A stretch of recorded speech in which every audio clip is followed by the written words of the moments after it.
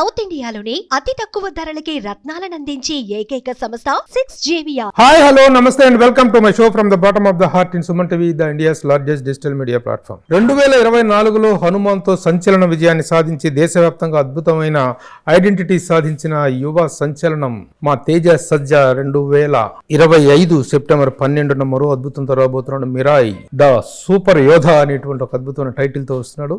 ఆ సినిమాకి సంబంధించిన వివరాలు, విశేషాలు, కబుర్లు అన్ని తనతో మాట్లాడుకుందాం. Sajja, welcome sir. Thank you for having me. చాలా సర్ప్రైజ్గా, చాలా హ్యాపీగా ఉందబ్బా. ఎందుకు సార్? ఎందుకంటే చైల్డ్ యాక్టర్గా ఇంత ఏజ్ నుంచి, ఈ స్టేజ్ నుంచి చూస్తున్నవాడు ఈ రోజున I have become a pan India actor. Sir అదే అసలు అదేం లేదు సార్. పాన్ ఇండియా అదంతా ఓకే, ఒక పాన్ ఇండియా స్థాయిలో ఒక విజయం సాధించినప్పుడు పాన్ ఇండియా ఐడెంటిటీ అనేటువంటిది వస్తుంది. It is natural, it is inevitable, you can't avoid that and you have to welcome and you have to enjoy that. ఇప్పుడు ఇది కూడాను పాన్ ఇండియా స్థాయిలోనే విత్ ఆల్ ఇన్ ఆల్ అన్ని లాంగ్వేజెస్ లో release అవుతుంది. అసలు ఏంటి దీనికి, how this film is taken? Sir, Hanuman release కంటే ముందే కార్తిక్ గారు నాకు వచ్చి ఐడియా చెప్పడం జరిగింది సార్. నాకు ముందు నుంచి ఒక చాలా గట్ ఫీలింగ్ ఉండింది, హనుమాన్ చాలా పెద్ద సినిమా అవుద్దని, పిల్లలందరికీ నచ్చే ఒక సినిమా అవుద్దని, ఫ్యామిలీస్ అందరిలో ఒక లార్జర్ ఆడియన్స్ లోకి నేను వెళ్తానని నాకు ఒక గట్ ఫీలింగ్ ఉండేది. సో అందుకే ఒక 2.5 ఏళ్ళు 3 ఏళ్ళు తీసినా కూడా హనుమాను మధ్యలో ఎన్నో అవకాశాలు వచ్చినా కూడా నేను కమిట్ అవ్వలేదండి. ఎందుకంటే దాని తర్వాత రాబోయే సినిమా ఇప్పుడు నేను కేటర్ చేస్తున్న ఆడియన్స్ అందరికీ మళ్ళీ కేటర్ చేసేలాగా ఉండాలి అని కమిట్ అవ్వకుండా వెయిట్ చేస్తూ ఉన్న టైంలో కార్తిక్ గారు వచ్చి ఐడియా చెప్పడం, ఇంతకంటే చేయగలిగింది ఏం లేదు, దిస్ ఇస్ ద బెస్ట్ అని నేను ఫీల్ అవుతా. ఇమ్మీడియట్ గా I jumped in to it and today I'm really happy that Hanuman తర్వాత ఇమ్మీడియట్ గా ఇంకొక ఫాలో అప్ సినిమా మళ్ళీ అంతటి లార్జర్ ఆడియన్స్ ని కేటర్ చేయగలిగే కథ, అందరినీ మెప్పించగలిగే, అంటే అన్ని ఏజ్ గ్రూప్స్ మెప్పించగలిగే ఒక కథ దొరకటం అనేది చాలా అరుదుగా జరుగుతాయి sir. And back to back దొరకటం అనేది ఇంకా అరుదుగా జరుగుతుంది. ఇప్పుడు హనుమాన్ కంటే ముందే విన్నాను, అనుకోమంటే ముందే కమిట్ అయ్యాను సినిమా రిలీజ్ కంటే ముందు. అదే రిలీజ్ కంటే ముందే. అవును సార్. కానీ after the release of Hanuman your graph are your అవును sir success rate has gone very high. అవును సార్. తర్వాత ఎక్స్పెక్టేషన్స్ ఇంకా పెరుగుతాయి.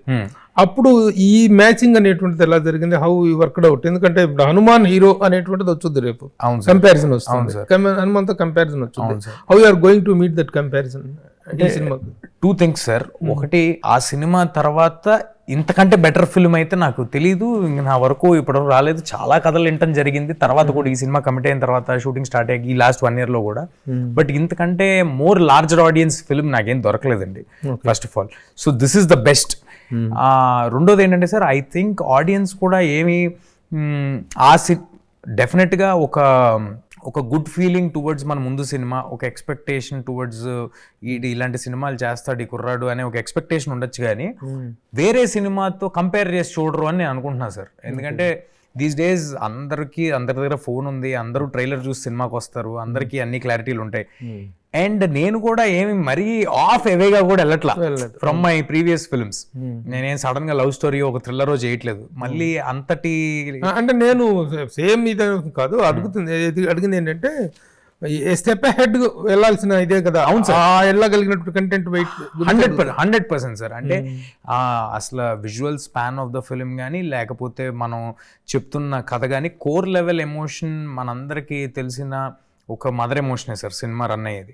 పైన మేము ట్రైలర్ చూస్తున్నట్టయితే మీకు అర్థం అవుద్ది, అశోకుడు 9 పుస్తకాలు, వాటిని తీసుకోవడానికి ఒక సూపర్ ఫోర్సు, దాన్ని ఆపడానికి హీరో, ఇదంతా ఉన్నప్పటికీ కోర్ లెవెల్లో ఒక తల్లి ఆశయం కోసం కొడుకు ఎంత దూరం వెళ్ళాడు, తల్లి కథను ఎలా తెలుసుకున్నాడు, ఏం చేశాడు అనేదే సినిమా సార్. సో కోర్ లెవెల్లో మన ఇండియన్, మన తెలుగు నేటివిటీ బాగా గట్టిగా ఉండే సినిమా. బట్ ఇంత ఇంటర్నేషనల్ స్టాండర్డ్స్లో తీయగలటం, ఇంత గొప్పగా చేయగలటం, I'm really lucky to have Karthik sir and Vishwaprasad garu అంత ప్యాషనేట్ ప్రొడ్యూసర్ దొరకడం ఐఎమ్ వెరీ హ్యాపీ సార్. హీరోగా టర్న్ అయిన తర్వాత వన్స్ ఓ బేబీ అయిపోయింది, బేబీ తర్వాత ఒక చిన్న గ్యాప్, మళ్ళీ ఆ గ్యాప్ తర్వాత జాంబిరెడ్డితో, Zombie Reddy you have fully established, చాలా బాగుంది. అదే ఒక డిఫరెంట్ జోన్, అది రెగ్యులర్ జోన్ కానీ కాదు. నెక్స్ట్ హనుమాన్కి వస్తే it is also different zone. This is also ఈ జనరల్ లవ్ స్టోరీలు కానీ, జనరల్ కంటెంట్ ఓరియంటెడ్ మామూలుగా సోషల్ ఫిలిం, ఎన్ని సోషల్, ఇవి ఈ 3 కూడాను డిఫరెంట్ జోనర్స్. అవును, మధ్యలో socio అద్భుతం అనే fantasy సినిమా ఉంది, అది కూడా అద్భుతం అద్భుతం సినిమా ఆ, చేశాను. అద్భుతం అది కూడా అది కదా, టైం డిఫరెన్స్ మీద ఉండే ఒక ఫ్యాంటసీ సినిమా. Why a lover boy hero looking like a lover boy is not doing the love stories అంటే ఏం చెప్తావు? సార్ స్వతహాగా నాకు థియేటర్కి వెళ్ళడానికి దేనికైతే ఎక్సైట్మెంట్ ఉంటుందో ఫస్ట్ నేను అది డెలివర్ చేయాలి ఆడియన్స్ కని ఒక ఆలోచన సార్. అంటే అవి చేయకూడదని కాదు, అలాంటి వాటిల్లో ఎక్సైట్మెంట్ వచ్చే కథలు నా వరకు రాలేదు. మేబీ నాకు వాటిని జడ్జ్ చేయటం అంతగా తెలియదేమో, అది కూడా కొంత ఉంది. మేబీ ఇంకొంచెం ఏజ్ మెచ్యూరిటీ వచ్చే కొద్దీ I think I will understand emotional stories more better. ఇవాళ ఉన్న మెచ్యూరిటీ లెవెల్కి I'm only able to connect with ఈ లార్జర్ దెన్ లైఫ్, ఇలా జరిగితే బాగుండు అనే ఫీలింగ్ ఉండే సినిమాలు ఉంటాయి చూడండి, అది నాకు ఎక్సైట్ కాదు. ఎంత పెద్ద కంటెంట్ నే డైజెస్ట్ చేసుకుంటున్నావు, లవ్ స్టోరీని కంటెంట్ చేసుకోలేవా? కాదు సార్, నేను అంటుంది కానీ వచ్చినటువంటి అలాంటివి కాబట్టి అదొకటి సార్. ఇంకొకటి ఎప్పుడైనా నన్ను అడుగుతారు సార్ అందరూ, ఏది సూపర్ హీరో సినిమాలు లేకపోతే ఇంత లార్జ్ స్పాన్ సినిమాలు నీకు భయం అనిపిదా, రిస్క్ అనిపిదా? నాకు యాక్చువల్లీ ఇది నాకు చాలా తేలిగ్గా ఉంటుంది సార్. ఎందుకో ఫర్ సమ్హౌ నాకు చాలా తేలిగ్గా ఉంటుంది. నాకు లవ్ స్టోరీలు లేకపోతే ఎమోషనల్ సినిమాలు అవి చేయాలంటే నాకు భయంగా ఉంటుంది. ఎందుకంటే ఒక లవ్ స్టోరీ వర్క్ అవ్వాలంటే మ్యూజిక్ వర్క్ అవ్వాలి, కాస్టింగ్ వర్క్ అవ్వాలి, ఎమోషన్ వర్క్ అవ్వాలి, ఆర్టిస్టుల పర్ఫార్మెన్స్ వర్క్ అవ్వాలి. There are 100 things that should fall in place which are not in your hands.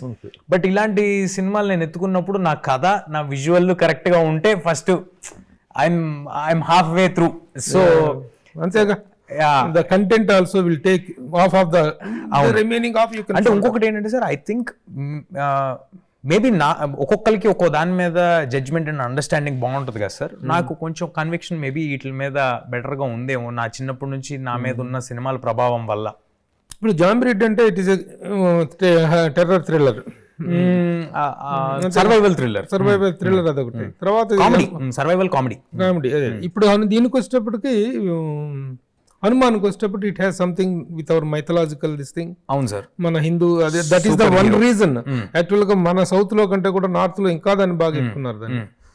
It is much to our mythological, మన హిందూ ధర్మ, హిందూ దానికి సంబంధించింది. This particularly deals with also the same to do with some Hindu ధర్మ, మన సనాతన ధర్మ. Yeah, అంటే అదేమి ఏంటంటే సార్, ఒక పెద్ద ప్రపంచాన్ని డిస్టర్బ్ చేయగలిగే ఏదైనా ఫోర్స్ వచ్చినప్పుడు దానికి సమాధానం ఆల్రెడీ మన ఇతిహాసాల్లో దాగుంది.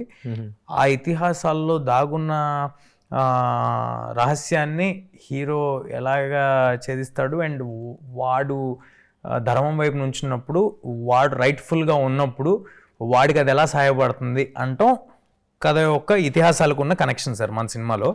బట్ నాకు నచ్చేది ఏంటంటే సార్, ఏమాత్రం ప్రీచీగా లేకుండా ఒక ఫ్యాంటసీ, యాక్షన్, అడ్వెంచర్ వాటిల్లో చాలా కూల్గా మన ఇతిహాసాల్లో ఉన్న మారల్స్ని చెప్పడం ఉంది చూసారు సార్. మోర్ దెన్ మన దేవుడు అదంతా ఓకే సార్, అదంతా కాకుండా మన ఇతిహాసాల్లో రామాయణ మహాభారతాల్లో ప్రతి ఒక్క విషయం గురించి, మీకు తెలియదు కాదు, జనరల్గా యంగర్ ఆడియన్స్ కోసం చెప్తున్నా, ప్రతి ఒక్క విషయం గురించి లైఫ్లో ఒక మారల్ ఆల్రెడీ పెట్టేసి ఉంది. చాలా చిన్నగా 1 లైన్లోనే పెట్టేసి ఉంది. మా జనరేషన్కి ఆ నాలెడ్జ్ లేకుండా పోయింది. బట్ హనుమాన్లో ఒక్కొక్క మాట ఒక గూస్ బంప్స్ ఇచ్చే ఒక ఎలివేషన్ లాగా చెప్పడం జరిగింది. అండ్ ఎప్పుడైతే పేరెంట్స్ వాళ్ళంతా, మా పిల్లలు చాలా ఎక్సైట్ అయ్యారండి, ఒక విషయం తెలుసుకున్నారండి, దే టర్న్డ్ లిటిల్ స్పిరిచువల్, ఇలాంటి మాటలు అంటే అంతకంటే గొప్ప టేక్అవే ఏముంది sir? When we are influencing in rightful way.